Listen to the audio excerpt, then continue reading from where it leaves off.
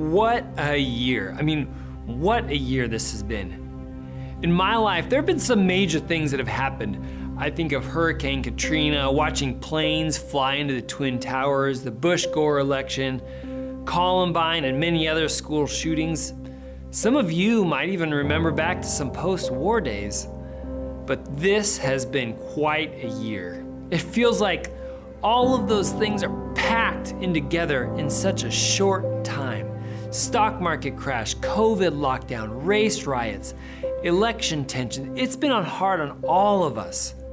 People are struggling. Every week, when we look into the eyes of teens, we see it. We see that desperation. We see that they're struggling. Less face-to-face time, activities have been canceled. Life Teen, a youth organization, even estimates that suicide attempts have gone up for teens by 65% since March. And in the middle of this, honestly, we as a staff at Youth for Christ, we were struggling. We're people. We love to be with teens and impact them. We love to look them in the eye and show them care. We love to walk the hallways of schools and reach kids. But there were all these obstacles to those things, and we came to a place as a staff where we realized that no matter how hard it is, no matter how difficult it is, the gospel must go forward. Yeah, it's hard, but the good news has gone forward in much more difficult circumstances over the millennia.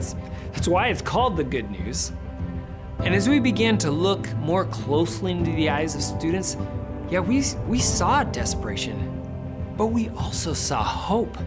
We saw the chance to come alongside hurting teens, and as Jesus did, meet them there in the middle of their pain. It's been a challenging year, but God continues to move. Last year, 127 babies were born to teen moms right here in Lancaster County. And so Parent Life continues to come alongside these most at-risk teens. Our team has been zooming into parenting classes online to teach and meet with teens and their precious babies. Pandemic or not, we can minister to parenting teens. It turns out that during a pandemic, unfortunately, kids continue to get arrested.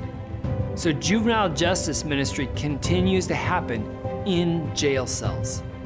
Unfortunately, volunteers can't meet with teens, but because of a non-financial contract we have with the county, our staff has been able to go in and meet with kids almost every single week.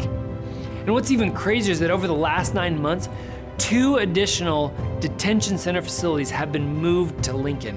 That means that there will probably be twice as many jailed teens in Lincoln this year.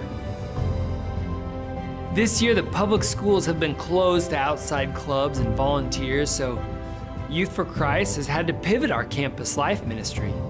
We've been picking kids up in vans and bringing them to our Campus Life Youth Center or a nearby church. We've also launched nearly a dozen small groups. Why? Because we know that even in the middle of a year filled with racial tensions and political unrest, 26,352 teens go to school each day within a 45-minute drive of Lincoln. And 22,000 of those 26,000 kids were not connected to a faith community before COVID. And each one of those teens needs to hear about the hope and love of God. Every time we walk into a delivery room, you go with us. Every time we sit knee to knee with a kid in jail, you're there. Every time we host a small group of middle school girls, you are empowering us. Yeah, this ministry year looks a little different, and teens are definitely struggling more emotionally now than ever before, but we will continue to be there for them. The gospel must go forward.